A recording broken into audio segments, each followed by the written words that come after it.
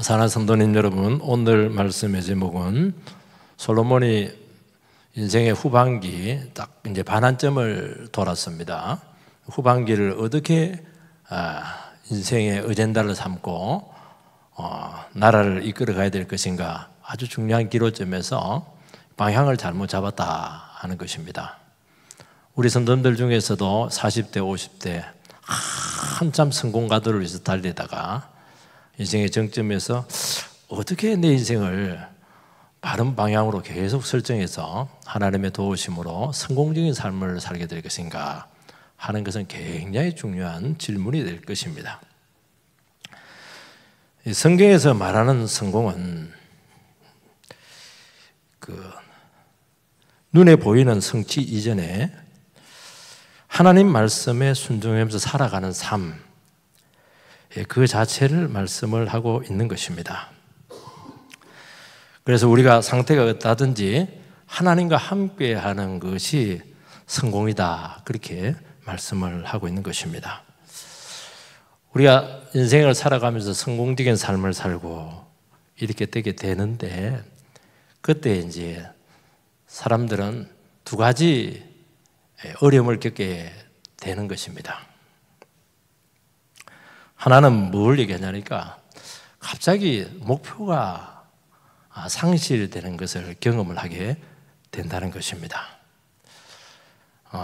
그러고 나서 방황을 계속하면서 어떻게 새로운 목표를 설정을 해야 될 것인가 하는 것이 굉장히 중요한 질문으로 우리에게 던져지고 있다는 것을 알 수가 있어요. 또 하나는 그래서 무리하게 추구를 하다가 어려움을 겪게 되기도 한다는 것입니다. 또 하나는 무엇을 이야기하느냐 하면은 갑자기 목표 상실증에 걸리게 되는 것을 알게 돼요. 성공을 했는데 해보니까 그게 별것이 아니다는 것을 알 수가 있어요. 그래서 허무에 빠지게 되고, 그러면서 목표 상실증에 빠지게 되어서 재해에 빠지게 되고, 이렇게 하면서 인생을 낭비하게 되는 경우를 보게 되는 것입니다. 성경은 눈에 보이는 것이 성공이 아니고 하나님과 동행하면서 살아가는 그 삶 자체가 성공이에요. 결과는 우리의 소관이 아닙니다. 우리는 결과를 다 책임을 지려고 하니까 문제가 되는 것은 결과는 하나님께서 이루신다는 것입니다. 솔로몬은 원하는 목표를 다 이루었죠. 왕궁을 건축했고 왕권이 안정이 되었고 많은 축복을 받게 된 것입니다. 하나님께서는 이때가 위험한 줄 알고 다시 너 다윗 언약으로 돌아가라. 다윗처럼 하나님 말씀만 붙들라. 그리고 미래 세대를 위해서 신앙의 유산을 남기고 계속 말씀의 부흥을 일으키라. 하나님은 솔로몬이 어떤 생각을 가지고 있나 다 알고 있거든요. 그런데 솔로몬은 새 출발하는데 엉뚱한 방향으로 나가게 되는 것을 알 수가 있어요. 국가를 안정시켜야 된다. 국력을 신장해야 된다. 그게 뭐가 나빠요? 정말 백성을 위한 것이고 이 나라를 바로 세우기 위해서 그렇게 하게 된 것입니다. 그런데 이것도 필요하긴 한데 우선순위가 잘못되었다는 것입니다.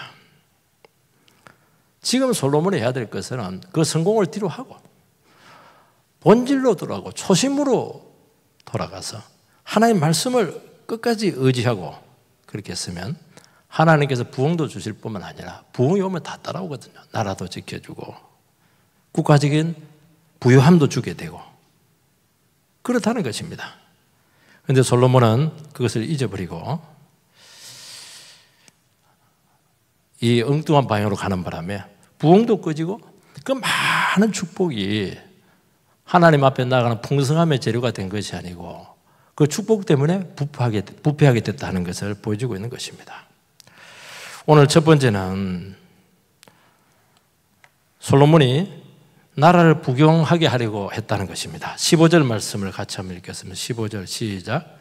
솔로몬이 역군을 일으킨 까닭은 이러하니 여호와의 성전과 자기 왕궁과 밀로와 예루살렘 성과 하솔과 머깃도와 게셀을 건축하려 하였습니다. 17절에서 19절도 같이 한번 읽겠습니다. 시작. 솔로몬이 게셀과 아래 베토론을 건축하고 또 바알락과 그 땅에 들어있는 다드몰과 자기에게 있는 모든 국고성과 병거성과 마병의 성들을 건축하고 솔로몬이 또 예루살렘과 레바논과 그가 다스리는 온 땅에 건축하고자 하던 것을 다 건축하였더라. 솔로몬은 오늘 말씀에 보면 건축 토목 사업에 매진을 합니다. 왕궁을 짓는데 7년, 성전을 짓는데 13년, 또 합 20년. 이것은 마땅히 해야 될 것이고 하나님께서 허락을 했습니다. 그런데 오늘 보면 그거 외에 바로 공주를 위해서 궁을 짓고, 하솔은 북쪽 변방입니다. 머깃돈의 동서를 가로지르는 요새고, 게셀은 남쪽 변방 지역이니까 동서남북 변방 지역에 성을 쌓아서 적의 침략을 막고 국방을 강화를 시켰습니다. 그 외에도 보면 여러 가지 많은 건축을 하는 것을 알 수가 있어요. 왜 솔로몬이 하나님께서는 다윗 언약을 붙잡고 하나님 말씀에 헌신하라 이렇게 했는데도 불구하고 왜 건축 토목 사역에 매진을 하게 되었을까 하는 문제죠. 이 피리함 꽂히면 사람들이요 헤어나오지를 못해요. 건축을 하다 보니까 자신감이 생겼어요. 사람들은 자기가 잘하는 걸 계속 하고 싶어하는 그런 성향이 있습니다. 또 이렇게 건축을 계속하고 사람들을, 국민들을 동원하다 보니까 통치하는 데 굉장히 좋아요. 정치적인 이유 때문이죠. 그리고 애굽 왕과 결혼 동맹을 맺습니다. 왜냐니까 나라를 지키기 위해서 강대국과 이렇게 친분 관계를 맺어놓는 것이죠. 그리고 상성 군단을 만듭니다. 그렇게 해서 경제적인 부를 확보를 하고 있습니다. 많은 이제 건축적인 필요가 물질이 필요하니까 조세 조달을 위해서 이런 머리를 쓴 것이죠. 이건 나라와 백성을 위한다고 이렇게 한 것인데 이것이 나중에 전부 다 솔로몬에게 불리하게 작용하고 있다는 것을 알 수가 있어요. 여러분, 위한다고 하는 것이 다 좋은 게 아니에요. 성도를 위한다고 하는 게 다 좋은 것이 아니고 자녀를 위해서 한다는 것이 더 좋은 것이 아니에요. 좋은 것은 뭐냐? 이것을 하는 것이 하나님 말씀을 위해서 하는 것이냐, 하나님 뜻을 이루는 것이냐, 이것이 좋은 것이에요. 자녀에서 좋은 거 됐는데 자녀가 교회 안 나오고 믿음 없고 그렇게 하면 안 해야죠. 그것은 결국 하나님을 접어두게 되고 믿음을 잃게 만드는 그런 원인이 되었다는 것을 알 수가 있습니다. 여러분, 하나님께서 이스라엘의 성곽이 되어서 하나님께서 나라를 지키신다는 것을 믿어야 되는 것이죠. 하나님은 세계적인 제국을 만드는 것도 아니고 아주 견고한 통치 구축을 마련하기 위해서 경제적인 부유를 원해서 주님께서 솔로몬을 그 자리에 세워두지 않았다는 것입니다. 제사장 나라로서 시대적인 명을 감당해라. 미래의 세대를 위해서 믿음의 유산을 남겨라. 말씀의 기초를 쌓아라. 그런데 이 대대적인 건축 토목 사역이 하나님의 말씀과 신앙을 우선순위에서 밀어내게 되었다는 것을 알 수가 있습니다. 솔로몬은 너무 지혜가 뛰어나고 너무 능력이 많아요. 하나님께서는 그 위험을 아시고 경계를 했죠. 여러분, 우리가 은사가 많고 얼마나 좋아요. 우리 재주가 많아요. 능력이 많아요. 그래서 재주가 있고 능력이 있으면은 자칫하면 하나님의 말씀을 앞설 가능성이 너무 많다는 것입니다. 그래서 능력 그거 다 쓰면 안 됩니다, 여러분들. 그 머리 다 쓰면 안 돼요. 그 재능 다 쓰면 안 돼요. 교회에서도 내가 가지고 있는 재능 다 쓰면 안 되는 거예요. 왜냐하면 그것이 나빠서 그런 것이 아니고 자칫 하다 보면 그 눈에 보이는 것이거든요. 그걸 하다 보면은 자기도 모르는 사이에 하나님의 말씀이 뒤로 밀려있다는 것을 알게 되는 거예요. 그 눈에 보이잖아요. 눈에 보이는 건 계속 필요가 생기거든요. 그래서 성경에서는 귀가 따갑도록 하나님의 말씀을 붙들어야 된다. 한순간 믿음으로 늘 부정을 하고, 그거 하면 좋은 걸 누가 몰라요? 돈 들어오는 걸 누가 몰라요? 거기서 멈추라는 거예요. 멈추어서 하나님께서 지금 이 순간 나와 우리 교회에서 원하는 것이 무엇이냐? 그 질문을 계속해야 된다는 것입니다. 그러면 상황이 어렵죠. 현실을 딱 끌어야 되니까. 하나님께서 힘주시고 하나님께서 함께 하시고 나머지는 하나님께서 다 책임을 져주실 줄 믿습니다. 그렇게 살아가는 거예요. 여러분, 건축과 사업은 당장 나라 현실에 필요하죠. 국방력 강화해야 돼요. 변방 요새화를 해야 돼요. 그렇게 하다 보니까 많은 재정이 필요하게 되고 상업을 장려해야 되고 또 무역을 정진해야 되고 결혼 동맹까지 맺게 되고 이 필요가 계속 나오는 거예요. 여러분들이 눈에 보이는 필요를 따라가게 되면 필요는 필요를 낳는다는 것을 꼭 기억을 해야 돼요. 이거 하니까 필요하고, 아니 정장을 사니까 구두가 필요하고, 구두를 사니까 안에 블라우스가 필요하고, 블라우스를 하니까 또 장신구가 필요하고, 귀걸이가 필요하고, 다 필요해. 세트로 해야 되잖아요. 여러분, 인간의 필요가 아무리 시급해도 하나님을 앞서지 않아야 될 줄 믿습니다. 우리 한국교회가 부흥이 급성장되고 이렇게 할 때 보면 사람들이 몰려오고 이렇게 하면 당장 생각하는 게 뭐냐? 예배 공간을 확보해야 된다. 필요해요. 우리 성도님들이 편안하게 예배 드리는 거 얼마나 필요하겠습니까? 그래서 건축을 생각을 해요. 그래서 건축으로 막 밀고 가요. 그래서 건축을 해요. 그래도 하나님께서는 그걸 좀 내려놓고 어떻게 하나님의 말씀을 통해서 이 교회를 부흥시킬 것인가, 성도들을 하여 어떻게 하나님의 말씀 앞에 바로 세울 것인가, 그거 하면 나머지는 전부 다 책임을 져주시겠다. 교회 주겠다는 거예요. 공간 주겠다는 거예요. 물질 필요하면 주겠다는 거예요. 신명기 17장 14절에서 17절 말씀을 띄워주시기 바랍니다. 신명기 같이 읽겠습니다. 시작. 내가 내 하나님 여호와께서 내게 주시는 땅에 이르러 그 땅을 차지하고 거주할 때 만일 우리도 우리 주위의 모든 민족들 같이 우리 위에 왕을 세워야겠다는 생각이 나거든 반드시 내 하나님 여호와께서 택하신 자를 내 위에 왕으로 세울 것이며 내 위에 왕을 세우려면 내 형제 중에서 한 사람을 할 것이요 내 형제 아닌 타국인을 내 위에 세우지 말 것이며 그는 병마를 많이 두지 말 것이요 병마를 많이 얻으려고 그 백성을 애굽으로 돌아가게 하지 말 것이니 이는 여호와께서 너희에게 이르시기를 너희가 그 이후에는 그 길로 다시 돌아가지 말 것이라 하셨습니다. 하나님께서는 이스라엘의 왕이 생겼을 때 세 가지를 주의하게 했습니다. 말을 많이 두지 마라. 아내를 많이 두지 마라. 은금을 쌓아놓지 마라. 왜냐하면 근데 왕의 입장에 봤을 때는 이건 너무 필요한 거예요. 말이 있어야 싸울 거 아니겠습니까? 아내가 있어야 후손이 생기죠. 은금이 많이 있어야 통치를 하지 않겠습니까?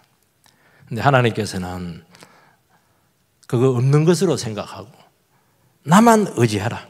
그러면 하나님께서 지켜준다. 하나님께서 미래 열어준다. 하나님께서 산성이 되어 주겠다. 살게 해 주겠다. 백성들 전부 다 축복을 해 주겠다. 그래서 이스라엘 왕은 병마를 지고 건축하고 그게 아니고요. 바로 이 문제를 두고 자기 자신과 치열하게 싸워야 된다는 것입니다. 현실적인 필요냐? 정말 하나님께서 원하시는 게 뭐냐? 하나님 말씀을 붙들 것이냐? 여기서 우리의 미래가 결정이 난다고 말씀하고 있는 것입니다. 솔로몬은 자신이 있었어요. 나는 이거 다 추구해도 나를 지킬 수가 있다. 왜냐하면 똑똑하거든요. 머리가 너무 좋거든요. 유능하거든요. 머리 좋고 똑똑한 사람들이 전부 다 여기에 함중에 다 빠지게 되는 것을 알 수가 있습니다. 여러분, 우리의 삶도 마찬가지예요. 교회도 마찬가지입니다. 우리는 필요 충족 원리로 살아갈 가능성이 참 많아요. 그러면 어떻게 되느냐? 그의 본질을 놓칠 수밖에 없어요. 그래서 우리는 반드시 결단해야 됩니다. 어떻게 해야 돼요? 맞아, 나는 어떤 일이 있더라도 하나님 말씀 하나만 붙들고 간다. 하나님 말씀만 밝힌다. 다른 것은 모르겠다. 다른 것은 그냥 있으면 하고 없으면 안 해도 되고 하나님께서 해주시면 감사하고 안 해주면 또 하나님 뜻이 아니기 때문에 안 하면 된다. 이렇게 가야 된다는 거예요. 그러면요, 그 믿음을 보시고 주님께서는 기적으로 함께 하실 줄 믿습니다. 그리고 더 놀라운 것은 부흥이 나타나요. 사람이 바뀌어요. 여러분, 하나님 말씀에 목숨을 걸지 않으면 사람들이 이게 정말 생명이라고 느끼지를 못해요. 하나님 말씀이 우리 인생을 살아가게 한다는 것을 못 느껴요. 공부를 잘해야 되고 돈이 많아야 되고 전부 다 헷갈리는 게 그게. 진짜 하나님 말씀만을 붙들면 내 미래가 열리느냐? 대답할 수 있겠습니까? 학생들 당장 내일 시험인데 하나님 붙들고 기도하면 하나님 내 미래를 책임을 진다. 시험이 중요하냐? 물론 시험도 중요할 것입니다. 그러나 중심은 분명해야 된다고 말씀을 하고 있는 것입니다. 여러분, 사람의 필요가 얼마나 많고 얼마나 절실해요. 집도 있어야 되고 다 필요하잖아요. 하나님 그거 왜 모르겠어요. 그러나 하나님 말씀이 밝혀지고 내가 하나님 말씀 앞에 바로 서게 되면 그 전부 다 해결될 줄 믿습니다. 그래서 결단하고 믿음으로 가야 되겠다. 그러면 이미 문제의 반 이상은 해결된 거예요. 우리는 정말 시급한 것이 시급하다고 생각을 하고 있거든요. 그런데 믿음을 앞세우면 그게 어느 순간 결정적인 문제가 아니게 돼요. 부수적인 문제가 돼요.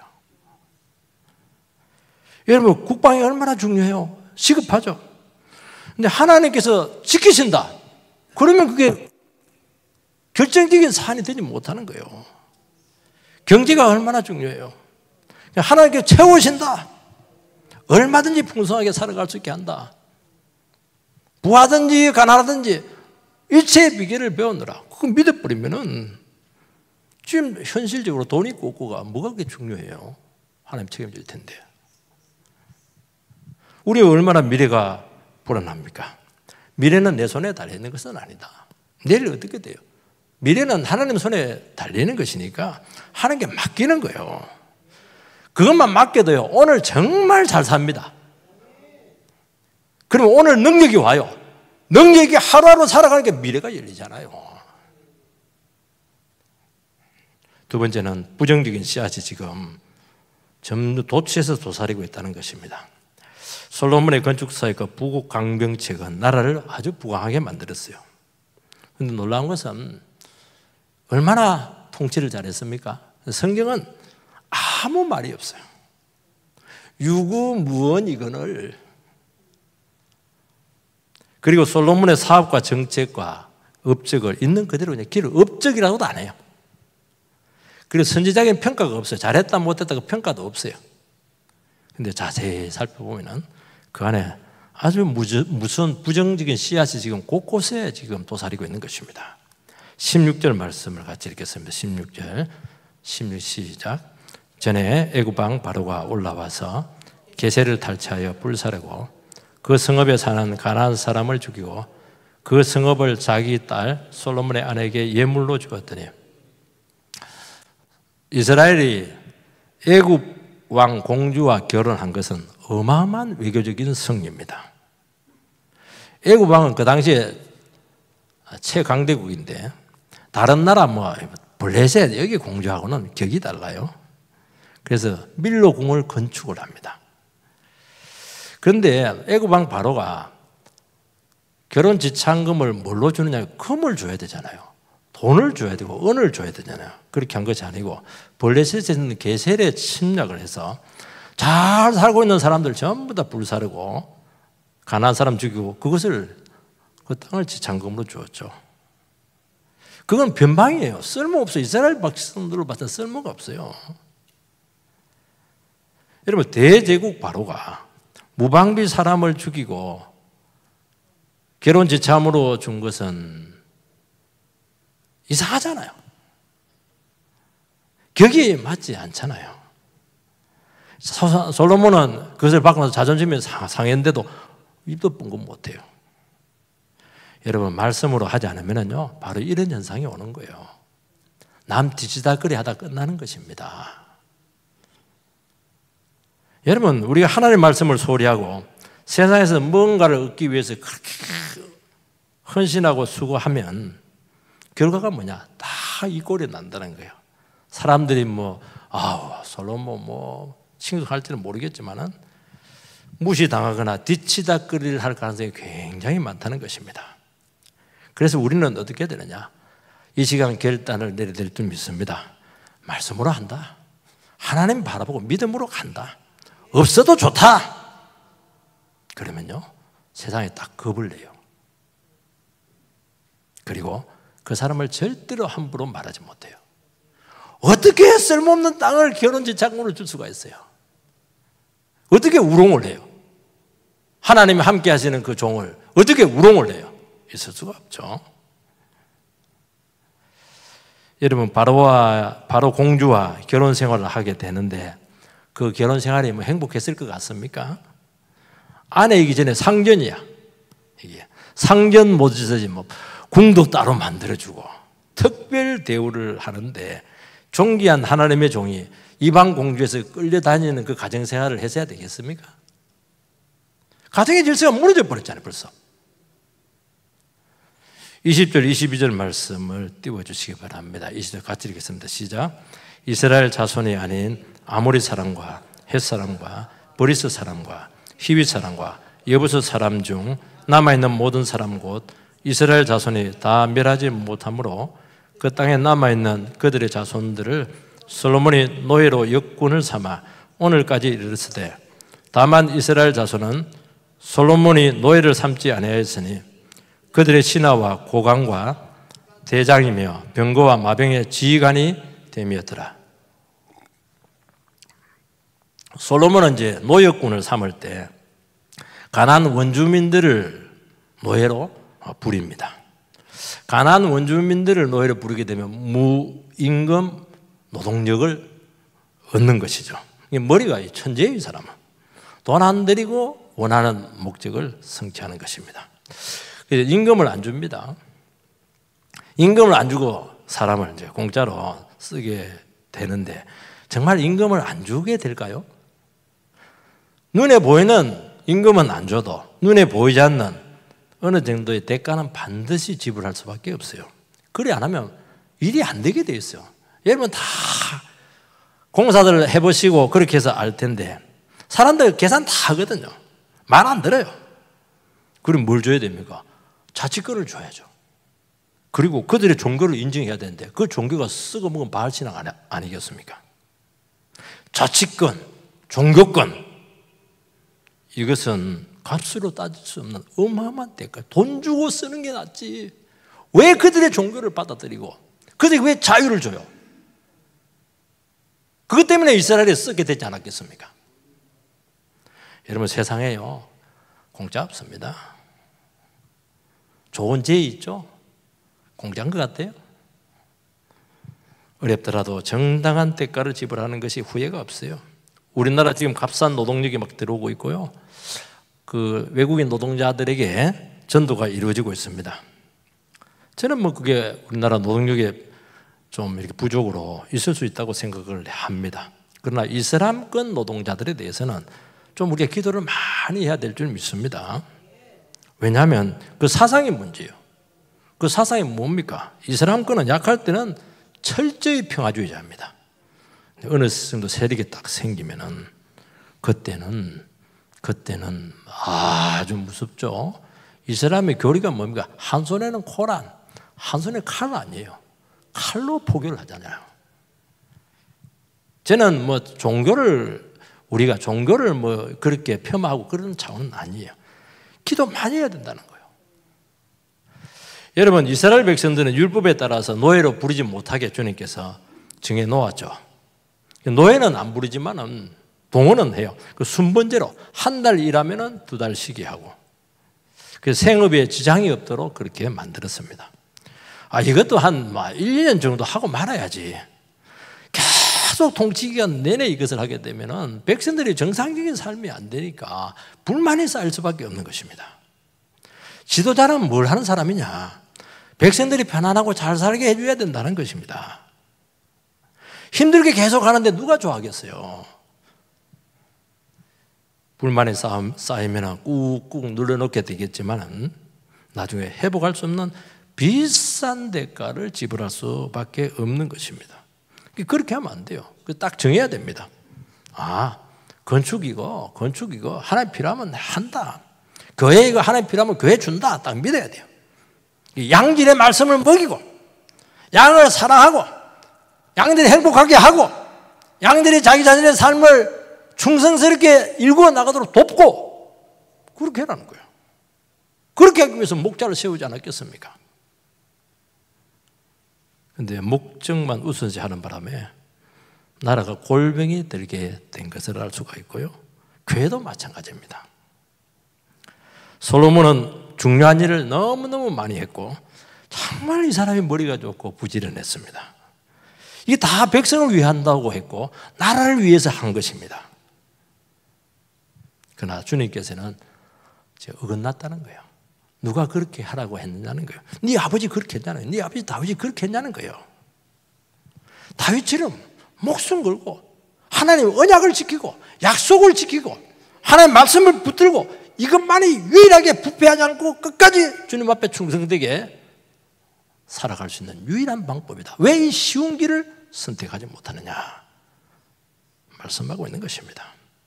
왕 자신이 먼저 말씀을 지키면요 백성도 다 따라오게 되어 있는 것입니다. 왕이 변해야 돼요.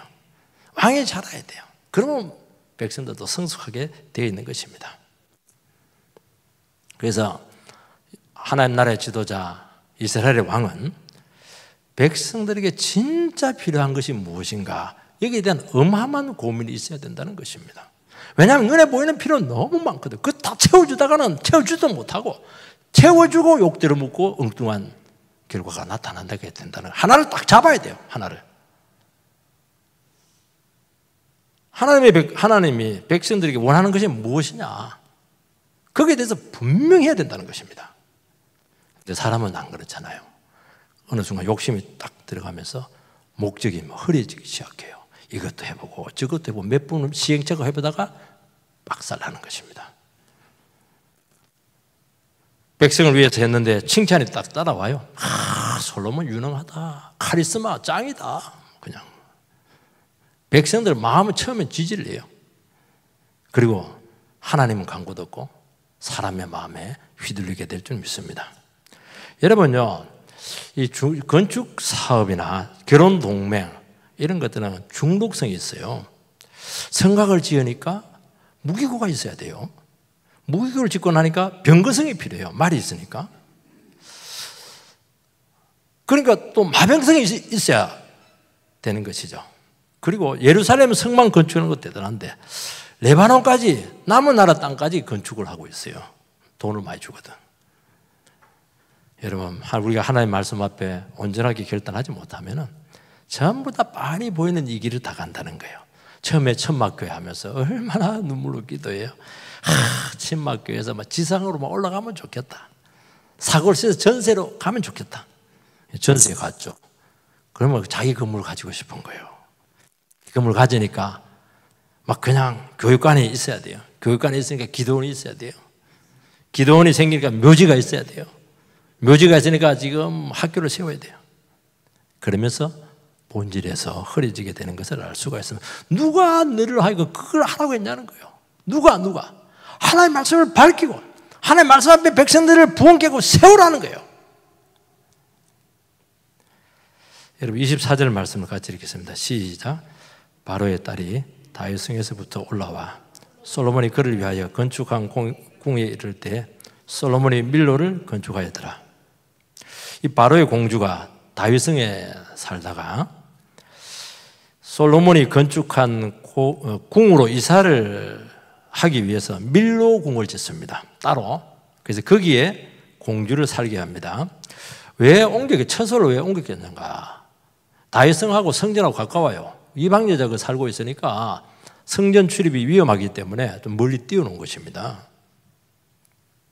이 밀로 궁은 성체인데 이 필요 없는 공사예요. 궁전이 적습니까? 처소가 적어요. 그런데 워낙 특별한 여자니까 그거 필요한 거예요, 지금. 근데 그 공사 책임자가 누구냐면은 나중에 이스라엘을 떼나간 여로보암입니다. 여로보암 1세예요. 이 사람이 밀로 건축 책임자, 제일 중요한 건축 책임자가 되면서 전국적인 인물로 부상을 합니다. 그러면서 정적을 하나 딱 만들어 놨어요. 왕의 라이벌이 된 것이죠. 결국에는 나라가 두 쪽이 납니다. 여러분, 하나님의 말씀을 안 하면은 예상치 못한 심각한 부작용이 나타난다는 것을 꼭 기억하시기 바랍니다. 우리 생각대로 되면 왜 못해요? 여러분들 기도하시기 바랍니다. 우리 생각대로 안 됩니다. 하나님 생각대로 될 줄 믿습니다. 이것저것 할 것이 아니고 여러분 인생도 마찬가지예요. 핵심 하나를 제대로 하세요. 하나를 제대로 하는 사람은 다 할 수 있는 사람이에요. 하나도 제대로 못하는 사람도, 중요한 걸 못하는 사람도 아무것도 못한다는 거예요. 보세요. 10년 한번 지내놓고 보시기 바랍니다. 여러분 우리 인생도 핵심을 모르면은 몇 번 이것저것 시행착오를 거듭하다가 반드시 길을 잃게 될 것입니다. 하나를 해야 돼. 하나님의 말씀을 밝히고 나는 무슨 일이 있어도 하나님 한 번 바라보고 신앙으로 나간다. 신앙으로 나가는데 망했으면 그거는 영광이죠. 순교죠. 그런 것들은 영원히 빛날 줄 믿습니다. 물론 그렇게도 안 하시지만 하나님께서는요. 그래서 우리는 빨리 잘 되려고 하고 빨리 세상에서 인정받으려고 하는 이것이 얼마나 여러분들의 마음을 조급하게 하는 줄 아시고 그거 다 내려놓기 바라고 정말 하나님 앞에서 예배자로서 끝까지 걸어가게 되기를 축복합니다. 우리 같이 25절 같이 읽겠습니다. 시작. 솔로몬 왕이 여호와를 위하여 쌓은 제단 위에 해마다 3번씩 번제와 감사의 제물을 드리고 또 여호와 앞에 있는 제단에 분향하니라. 이에 성전 짓는 일을 마치니라. 솔로몬은 건축 토목 사역을 하면서 성전 제사를 드렸어요. 왜냐하면 이 사업이 힘들거든요. 건축 오래오래 걸립니다. 그러니까 얼마나 힘들었겠어요. 노력 동원해야지, 자금 조달해야지. 하나님 앞에 뜨겁게 기도하고 열심히 예배를 드렸다는 것입니다. 여러분, 예배는 열심히 드리는 것도 중요하지만 하나님의 뜻대로 하는 것이 훨씬 중요합니다. 제사보다 순종이 낫다. 실제 예배를 드렸지만 마음은 전부 다 하나님을 떠나 있어요. 여러분, 하나님 말씀에 순종하는 삶의 예배를 드리지 않았다는 것입니다. 여러분, 우리의 삶에 있어서 예배가 제대로 되지 않으면 결국 목적이 변할 줄 믿습니다. 예배를 드리는데 이게 무슨 말인지 몰라요. 예배가 은혜가 안 되는 거예요. 저 목사는 왜 이렇게 말씀을 은혜 안 되게 하냐고. 그 핑계 대면 안 됩니다. 물론 그것도 있겠지만 하나님 말씀은 분명해요. 하나님은 창세기부터 요한계시록까지 딱 한 말씀 합니다. 하나님 말씀 붙들고 살아라. 그러면 영생이 온다는 거 아니겠습니까? 예수만 믿고 가라. 그러면 천국으로 너희들을 인도할 것이라고 말씀하고 있지 않겠습니까? 어려울 게 뭐가 있어요? 근데 그게 안 보이는 거예요. 그게 안 보이는 거예요. 이기심과 인간의 마음을 우리는 늘 기억해야 될 줄 믿습니다. 그러면서 예배는 드리는데 의무적이에요. 일이 우선시 되면 하나님은 딜전이에요. 여러분, 일이라고 하는 것은, 우리의 삶이라고 하는 것은 한도 끝도 없어요. 반드시 어느 수준에 끊어야 돼요. 그리고 내 안에 잡다한 게 들어있으면 안 되는 거예요. 하나님 주신 축복도 내 안에 들어있으면 안 돼요. 축복은 받은 것이고 없는 걸로 치고 살아가라는 거예요. 그걸 털어내놔야 하나님이 내 안에 중심에 서거든요. 그걸 해라는 거고. 여러분의 주인은 누구시죠? 여러분의 마음속에 지금 뭐가 들어있죠? 그거 지금 도전하고 있는 것이거든요.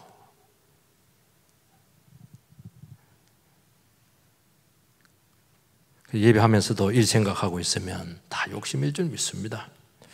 그리고 어느 순간 신앙에서 멀어지고 회복하려면 망하든지 건강을 다치든지 왜 그렇게 고통스럽게 돌아오려고 그렇게 하고 있어요. 말씀 듣고 바꾸면 된다고 말씀하고 있는 것입니다. 그래서 오늘 우리 이 시간 주님 앞에 결단을 해야 될 줄 믿습니다. 오늘 포인트는 한 가지입니다. 여러분의 인생의 목적은 딱 하나입니다. 뭐라고 했죠? 하나님의 말씀을 밝히고 하나님의 말씀과 함께 동행하는 것이고 다른 거는 모르겠다. 다른 건 하나님께 다 해줄 줄 믿습니다. 너희는 먼저 그 나라와 그거를 구하라. 그리하면 이 모든 것들을 더해 주시리라고 분명히 말씀했습니다. 이방인들하고 다르다는 거예요. 이방인들은 하나님이 안 계시니까 그거 구해야 돼요. 그게 구해야 돼요. 눈에 보이는 거 구해야 돼요. 우리는 하나님의 뜻을 구하고 하나님을 구하고 진리의 말씀을 구하고 그러면 하나님께 전부 다 채워주고 준다고 말씀하고 있는 거예요. 그렇게 해서 승리하게 되는 모든 성도님들이 되시기를 주의 이름으로 축복합니다.